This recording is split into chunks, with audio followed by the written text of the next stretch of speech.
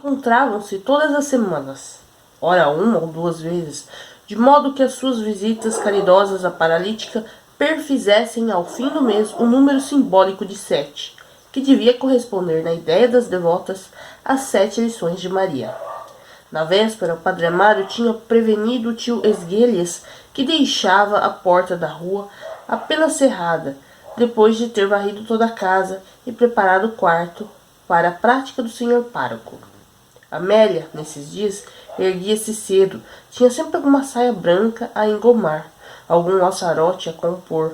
A mãe estranhava-lhe aqueles arrebites, o desperdício de água de colônia, de que ela se inundava, mas Amélia explicava que era para inspirar a Totó ideias de asseio e de frescura. Hoje eu vou falar um pouco sobre a obra O Crime do Padre Amaro, do Eça de Queiroz, um clássico da literatura portuguesa.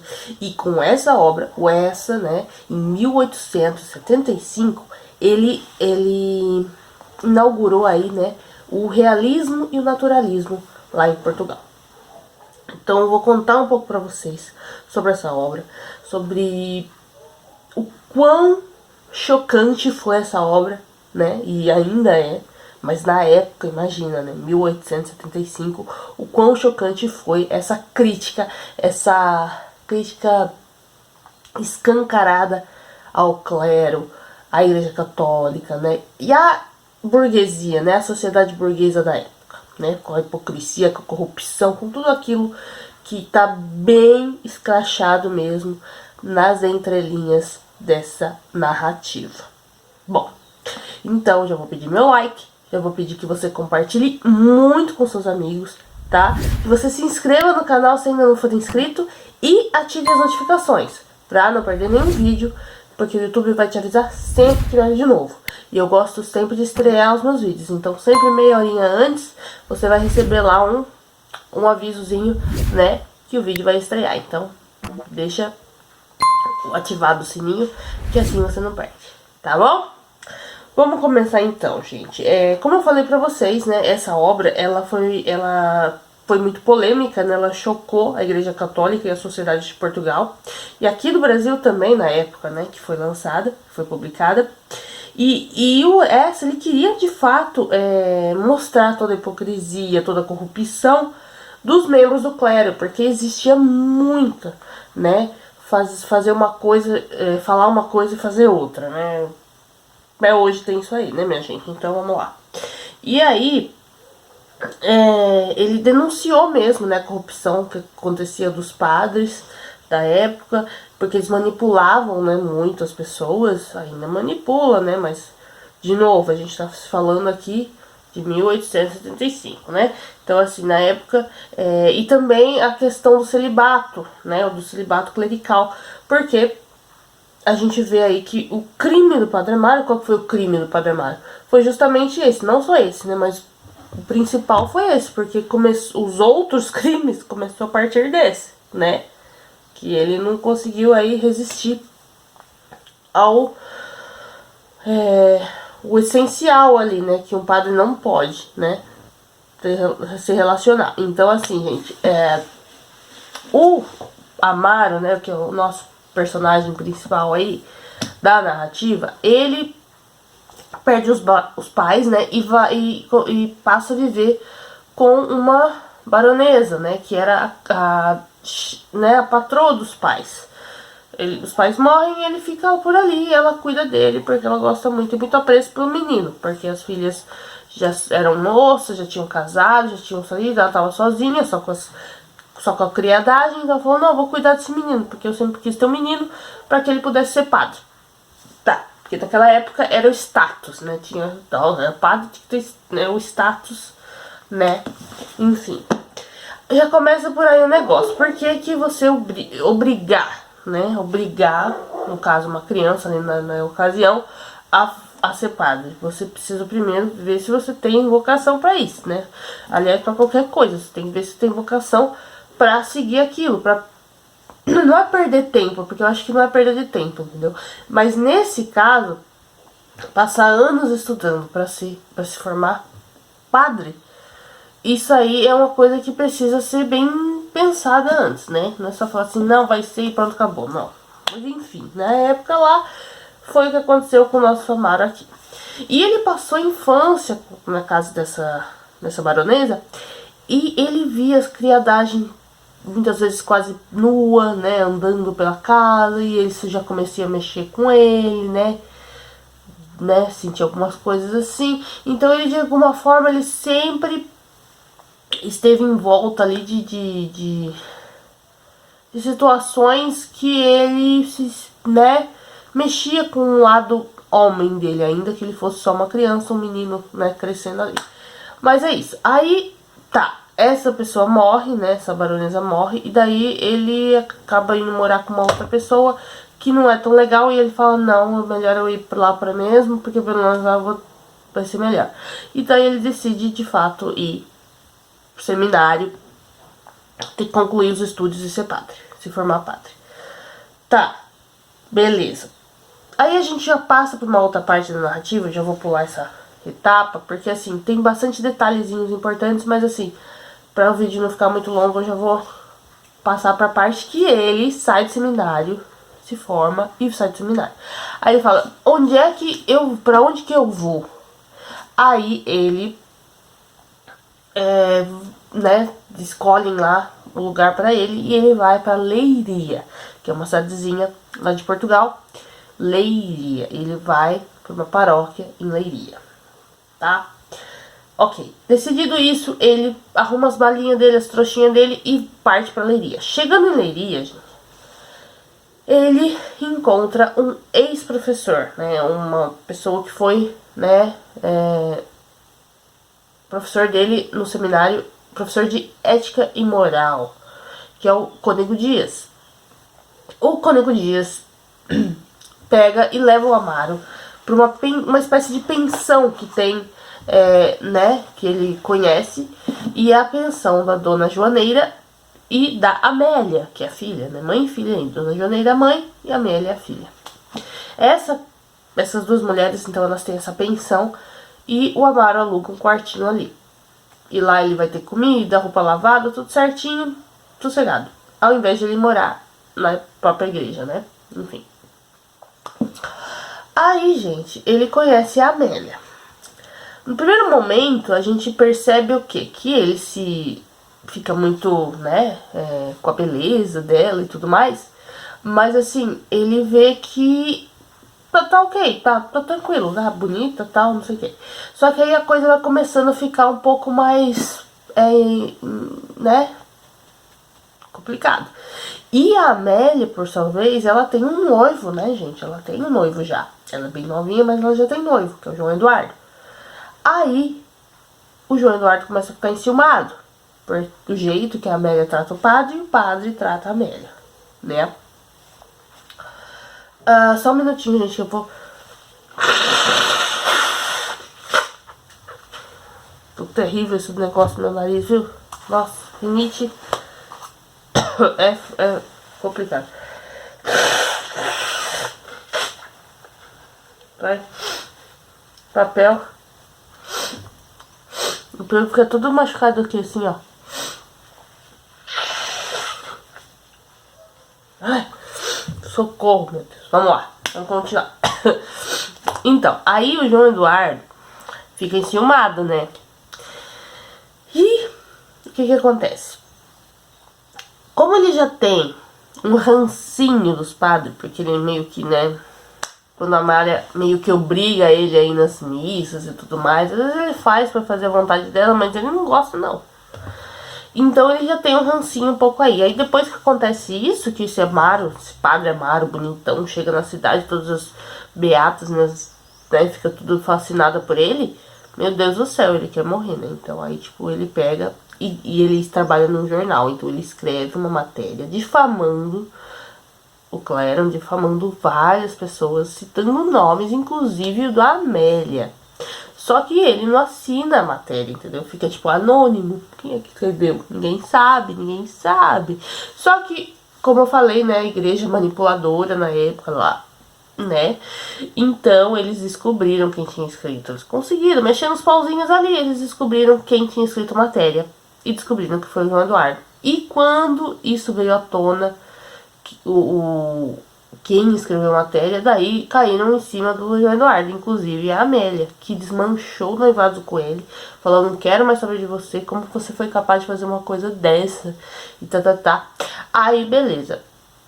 Ele fica desnorteado, ele vai pra cima do Padre Amaro, né, o Padre Amaro tá andando na rua Cônego, e aí ele pega e soca o Padre Amaro fica todo machucado, mas, aí vão pra delegacia, né, tal, e aí ele não quer prestar queixa. O Padre Amaro fala que não precisa, blá, blá, blá. Deus abençoe ele e tal. Ele fala, seu hipócrita, que não sei o que, seu finge, né? E com certa razão, né, gente? Porque o Padre Amaro, nesse momento aí que acontece isso, ele já tá, né, com o trelelê lá com a Amélia, né? Então, tipo assim, de alguma forma, já, né, ele tinha razão, né? Mas enfim. Ele não quis prestar queixa contra o João Eduardo. E aí o João Eduardo se vê obrigado a sair de Portugal. Então ele vem pro Brasil. Nessa que ele vem pro Brasil, o trelelê do Padre Amaro com a Amélia fica mais forte. Eles se encontram mais vezes. Eles até... o jeito que eles encontraram de se encontrar foi meio... eu digo assim que quando eu li essa parte, eu falei, meu Deus do céu, é sério isso? Que eles vão usar uma pessoa paralítica, né? Eles vão usar uma senhora que, né, não levanta da cama, fica lá vegetando, vão usar como pretexto para os encontros sexuais deles, né, tipo, porque a Amélia, então, vai lá ensinar, né, meio catequismo pra ela, mas, tipo, vai lá é pra outra coisa, né, enfim. Aí, tá, acontece isso, né, eles vão desenvolvendo aí essa relação e acontece o inesperado barra esperado, porque, né, ela engravida. Ela engravida do Padre Amaro. Quando ela vai contar pro Amaro, meu Deus do céu, é uma revolta. Ele fica revoltadíssimo, ele diz que não pode ser, parará. Aí, ele conta pro Cônego Dias. O Cônego Dias, por sua vez, quer massacrar o Padre Amaro, falando da moral, da ética, parará.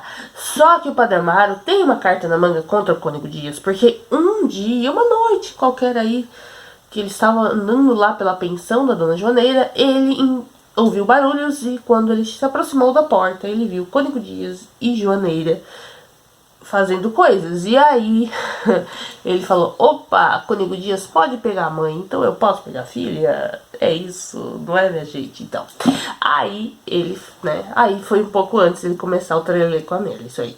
Então ele meio que joga na cara do Cônego Dias isso aí, mas você também você pegou a mãe, eu vi, né? Então, tipo, eles começam a ser esses cúmplices desse absurdo, né, desse crime aí, né? Enfim, aí Cônego Dias dá ideias pra ele, e aí ele fala, bom, tem aquele trouxa lá do João Eduardo, só se, né, falo pra ela voltar com ele, ela coisa com ele lá, e aí fala que engravidou dele e pronto, acabou, resolveu o problema, não é isso? Tá, só que quando chega, ele fala com ela até meio falou, tá bom, vamos fazer isso aí, só que ele tá no Brasil, como é que vai fazer? Esse plano não dá certo. Aí, pensa em outro. Uma irmã, se eu não me engano, uma irmã do Cônego Dias tá muito doente, mora bem afastada, então ela meio que vai pra lá pra ser a cuidadora, né, a enfermeira ali da irmã do Cônego. E aí, nesse momento, nesse período aí que ela está cuidando, ela vai ter a gravidez dela lá, sossegadinha. E aí, no decorrer disso, antes um pouco do nascimento, né, do bebê, o Padre Amaro resolve ir procurar uma tecedeira de anjos, que o S. de Queiroz aqui, ele expõe, né, o bebê como um anjo, né, porque de todas as obras dele é muito difícil você ver crianças, né, e sempre que ele trata uma criança, né, um personagem de criança, ele coloca de forma bem fofa, bem delicada. Então aqui no caso foi anjo, né? Então aqui ele procura uma tecedeira de anjos, que aqui, né, vocês podem imaginar o que pode ser. E aí, o que acontece, gente? A Amélia, ela perde muito sangue no parto, né? não é legal, é um parto bem complicado, e acaba morrendo. A criança sobrevive, só que aí Amaro pega essa criança, desesperado, porque primeiro que ele fica em choque com a morte da Amélia, porque ele não queria que fosse assim, mas ao mesmo tempo ele sente um certo alívio, ele fala, ups, tá, agora eu só tenho que, né, dar conta disso aqui, da criança, né.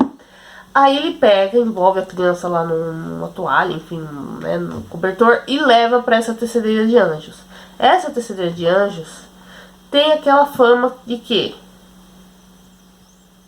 Bom, eu não vou falar nada pra vocês pra não dar muito spoiler, porque já basta o que eu já contei aqui pra vocês, né. E aí ele chega com a criança lá, pra essa mulher, deixa o dinheiro, que ele fala que vai dar sempre dinheiro pra ela estar cuidando, comprando o que ele for necessário pra criança. E ele vai embora e larga a criança lá. Gente, essa parte do livro, de todo o livro é chocante, né? Mas essa parte é a parte que mais me doeu o coração, porque eu sou mãe de 2 meninos, né? O Victor, que já tem 7 anos, e o Vinícius, que mora no céu, porque Deus quis assim, né? Então, assim, tipo, é muito... Aperta o coração nessa hora, porque você pensa o quê? Né? Toda essa situação que o padre se envolveu, ele... Meu... É muito... Desculpem a palavra aqui, mas é muito... foda, tá? Porque... O que vai falar? Não é? O que a gente vai falar? É foda. E aí, ele deixa a criança lá e vai embora. Quando ele chega, ele se arrepende. Ele até volta, gente. Ele volta, ele se arrepende. Ele vai buscar o filho. Fala, não, vou dar outro jeito. Mas quando ele volta, aconteceu uma coisa com a criança. Você já deve imaginar o que é. Então é isso. E aí, gente, a gente tem essa história aí que mexeu muito comigo. Eu falo que eu peguei um ranço do padre, mas não foi só ranço, foi tipo um sentimento assim de meu. Enfim. E é isso, a hipocrisia, a corrupção, não é só a hipocrisia do padre, mas a sociedade em si, porque a gente vê aí alguns personagens que são uma coisa e por trás são outras, então é isso, é uma coisa assim que a gente fica chocado mesmo, tá? E é isso, cara. Essa é a obra O Crime do Padre Amaro. Leia, vale muito a pena. Pessoal, tem 2 adaptações pro cinema. Uma em português de Portugal, que tem no YouTube, vou deixar o link aqui embaixo. A outra tá na Netflix, não sei por quanto tempo, mas eu vi que tem lá e eu assisti na época. Que é uma versão mexicana, tá? Eu vou dizer só o seguinte: as adaptações de cinema não são fiéis ao livro, tá? O livro termina de um jeito, né, e tal, e a versão portuguesa termina de um jeito completamente diferente, e a versão mexicana termina de outro. A versão mexicana ainda é mais fiel ao livro do que a portuguesa. A portuguesa termina de um jeito bem surreal. Bem diferente mesmo. Não surreal, mas tipo, bem diferente. Não acontece aquilo no livro, tá?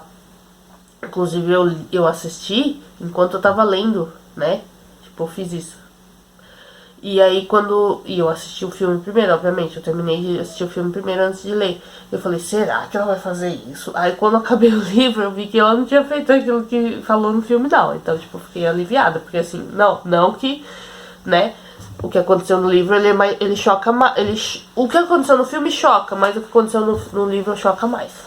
Tá? Então é isso. Então é assim, gente. Eu espero que vocês tenham gostado. Leiam o livro, que vale super a pena. Essa edição aqui é uma edição super antiga.